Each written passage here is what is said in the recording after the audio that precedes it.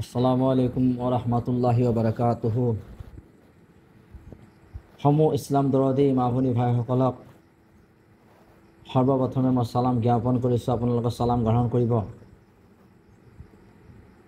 দিনে ইছলামৰ কিছু হাদিছ কোৰাণৰ মাধ্যমেৰে আপোনালোকক মই ৱাজু নছিহত বা মছলা মছলি ফিকাহ কিছু আপোনালোকক দাঙি ধৰিছোঁ। ইনশাআল্লাহ আপোনালোকে আমল কৰিবৰ কাৰণে চেষ্টা কৰিব। আজি আমি এটা টপিকৰ ওপৰত আলোচনা কৰিব ওলাইছোঁ। সেই টপিকটো হৈছে দিনে ইছলাম, ইলমে দিনৰ বিষয়ে। অৰ্থাৎ ধৰ্মৰ শিক্ষাটো কিমান দৰকাৰ বৰ্তমান।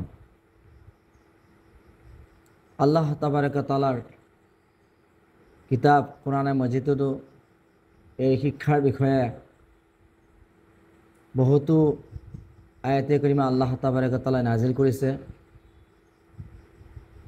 তাৰ ভিতৰত এতিয়া আয়াত আল্লাহ তাআলাই কয়, বিসমিল্লাহিৰ ৰহমানিৰ কুল হাল ইয়াস্তাবিল লাযিনা ওয়াল্লাযিনা লা ইয়ালামুন। কুল হাল ইয়াস্তাবিল লাযিনা ইয়ালামুনা ওয়াল্লাযিনা লা ইয়ালামুন। কৈছে ইলিমৱালা, শিক্ষিত আৰু অশিক্ষিত কেতিয়াও সমনীয়া হ'ব নোৱাৰে।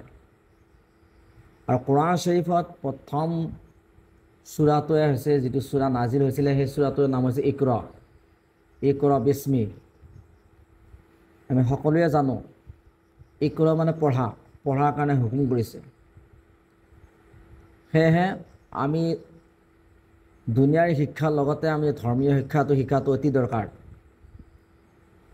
আমাৰ ধৰ্মৰ শিক্ষা আজি নোহোৱাৰ বাবদ, ধৰ্মৰ শিক্ষা নাথকাৰ বাবদ, ধৰ্মীয় শিক্ষা নাজানাৰ বাবদ আমি বিভিন্ন ধৰণৰ গুনাহত, বিভিন্ন ধৰণৰ কৰ্মত লিপ্ত হওঁ। সেই গতিকে মই ভাবোঁ এতিয়া আমাৰ জেনেৰেল শিক্ষাৰ লগতে আমাৰ ধৰ্মীয় শিক্ষাটো শিকাটো অতি দৰকাৰ।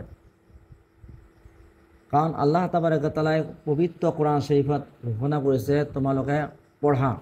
পঢ়াৰ কাৰণে আল্লাহ তাবাৰক তাআলাই আমাক আদেশ কৰিছে আৰু কৈছে শিক্ষিত আৰু অশিক্ষিত কেতিয়াও সমনীয়া হ'ব নোৱাৰে। বুখাৰী শৰীফৰ হাদিছত আল্লাহ নবী সাল্লাল্লাহু আলাইহি ওয়াসাল্লামে ফৰমায়, তলাবুল ইলমি ফৰিজাতুন আলা কুল্লি মুছলিম ওয়া মুছলিমা। প্ৰত্যেক নৰ নাৰী, পুৰুষ মহিলা সকলৰ ওপৰতে ধৰ্মৰ শিক্ষা শিকাটো ফৰজ বুলি কৈছে। এতিয়া ফৰজ বস্তুটো আমি ত্যাগ কৰিছোঁ। আমাৰ ওপৰত কম্পালচৰি আমি পঢ়িবই লাগিব, আমি জানিবই লাগিব। যিখিনি আমাৰ নমাজৰ দৰকাৰ হয়, যিখিনি আমাৰ অজুৰ দৰকাৰ হয়, যিখিনি আমাৰ গোচলৰ দৰকাৰ হয়, যেনেকৈ আমি চলন ফিৰণ, কেনেকৈ ইছলামী নীতি নিয়ম যিখিনি আমি মানিব লাগে হাদিছ কোৰাণৰ মাধ্যমত, আমি সেইখিনি বস্তু জনাটো ফৰজ বুলি কৈছে।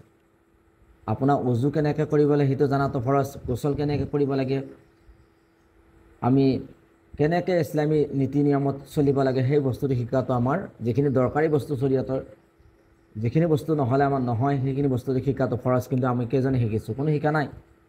সেইকাৰণে দুৰ্ভাগ্যৰ বিষয়, আমি সকলোৱে যাতে ধৰ্মৰ শিক্ষাটো আমি শিকিব পাৰোঁ। আমি ইনশাআল্লাহ চেষ্টা কৰিম অনলাইন যোগেৰে কিছুমান আমি আৰবিক ছাবজেক্টটো বা কোৰাণ শিকাটো আমি সেইটো বস্তু চেষ্টা কৰি আছোঁ। ইনশাআল্লাহ কম দিনৰ ভিতৰত আমি এই আৰবী শিক্ষাটো আপোনালোকক শিকাম বুলি ভাবিছোঁ। আমি ইয়াতে এই চেনেলটো খুলিছোঁ যে আপোনাৰ কিছু ধৰ্মৰ শিক্ষা আমি শিকোঁ আৰু আপোনালোকক শিকাওঁ। আৰু যিয়ে নেকি নিজে শিকি বেলেগক শিকাব, তাতকৈ ডাঙৰ মানুহ নাই। সেই গতিকে মই জানিলে নহ'ব, আপোনালোকক শিকাব লাগিব। সেই গতিকে আমাৰ ধৰ্মৰ জেনেৰেল শিক্ষাটো আমি সকলোৱে জানো, তাৰ লগতে আমি নিজে বা ল'ৰা ছোৱালীখিনিক আমি ধৰ্মীয় শিক্ষাটো শিকাটো অতি দৰকাৰ। যাৰ অভাৱত আজি আমি ল'ৰা ছোৱালী নিজৰ মাক বাপেকক নামনা হৈছে, যাৰ অভাৱত ল'ৰা ছোৱালী আজি কাৰো কথা নুশুনা হৈছে। সেই গতিকে সেইখিনি জানাৰ এটাই উদ্দেশ্য, আমি ধৰ্মৰ শিক্ষাটো যদি জানিলোঁ হয়, কোৰাণ শৰীফ যদি পঢ়িলোঁ হয়, হাদিছ পঢ়িলোঁ হয়, কোৰাণৰ যদি অৰ্থ আমি বুজিলোঁ হয় আৰু হাদিছৰ অৰ্থ যদি আমি বুজিলোঁ হয়, নিশ্চয় নিজৰ মা দেউতা বা ডাঙৰক সন্মান কৰিলোঁ হয়, সৰুক মৰম কৰিলে মা বাবাৰ খেদমত কৰিলোঁ হয়, আৰু 5 ওয়াক্ত নামাজ পঢ়িলোঁ হয়, শৰীয়ত মোতাবিক চলিলোঁ হয়, কাকো ডাঙৰকৈ নক'লোঁ হয়, গিবত নকৰিলোঁ হয়, চুগলিখোৰ নকৰিলোঁ হয়।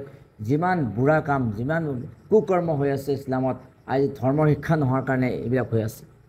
সেইকাৰণে ধৰ্মৰ শিক্ষাটো আমি অতি সোনকালে সেই বস্তুটো আমি নিজে শিকি বেলেগকো শিকাম বুলি ভাবিছোঁ। ইনশাআল্লাহ আল্লাহ তাবাৰক তাআলাৰ ওচৰত আমি দোৱা, অতলুবুল ইলমা মাহাদি ৱাল্লাহাত, ধৰ্মৰ শিক্ষা মাৰ কবৰলৈকে মাৰ পেটৰ পৰা অৰ্থাৎ জন্মৰ পৰা মৃত্যুলৈকে ধৰ্ম শিক্ষা শিকাটো শিকিব দিছে। হাদিছে পাকত আল্লাহ নবী সাল্লাল্লাহু আলাইহি ওয়াসাল্লামে কৈছে, যিয়ে নহওক মা ভনী ভাইসকল, আপোনালোকক অনুৰোধ কৰিম, আমাৰ জেনেৰেল শিক্ষাৰ ওপৰত যেনেকৈ যিমান গুৰুত্ব দিছোঁ, ঠিক তেনেকৈ আমাৰ ধৰ্মৰ শিক্ষাটো যাতে আমি গুৰুত্ব দিওঁ। ল'ৰা ছোৱালীক যেনেকৈ ৰাতিপুৱা নুঠিলেই টানি আজৰি হ'লে আমি কোবাই কিলাই হ'লে স্কুলত পঠাই দিওঁ, ঠিক তেনেকৈ আমি ধৰ্মীয় শিক্ষাটো কিছুমান আমি যাতে আগবাঢ়ি যাওঁ। কিছুমান মছলা মছলি আমি সকলোৱে নাজানো, কোৰাণ চৰীফ পঢ়িব নাজানো, হাদিছ পঢ়িব নাজানো, নামাজ পঢ়িব নাজানো, আমি পাক চাফ কেনেকৈ কৰিব লাগে নাজানো, যিটো ইছলামৰ নীতি নিয়ম আমি একোৱে নাজানো, আমি জিৰো হৈ আছোঁ, যাতে আমি সেইখিনি সকলোৱে শিকিব পাৰোঁ। তাৰ বাবে আমি সকলো আমাৰ যুৱক ভাইসকল আগবাঢ়ি অহাৰ কাৰণে আমি ইনশাআল্লাহ এটা চেনেল খুলি যাতে আপোনালোকক কিছু পাইগাম, কিছু শিক্ষা, কিছু আমি হাদিছ কোৰাণৰ মাধ্যমেৰে কিছু শিক্ষা আপোনালোকক দিব পাৰোঁ, তাৰ বাবে আমি চেষ্টা কৰিম ইনশাআল্লাহ। এইটোত ইয়াতকৈ ডাঙৰ তবলিগ নাই। যিয়ে নহওক আল্লাহ তাবাৰক তাআলাৰ ওচৰত আমি দোৱা কৰিব, আপোনালোকে আমিও দোৱা কৰিম ইনশাআল্লাহ, আল্লাহ তাআলা যে ধৰ্মৰ শিক্ষাটো আমাৰ সকলোকে তৌফিক দান কৰক।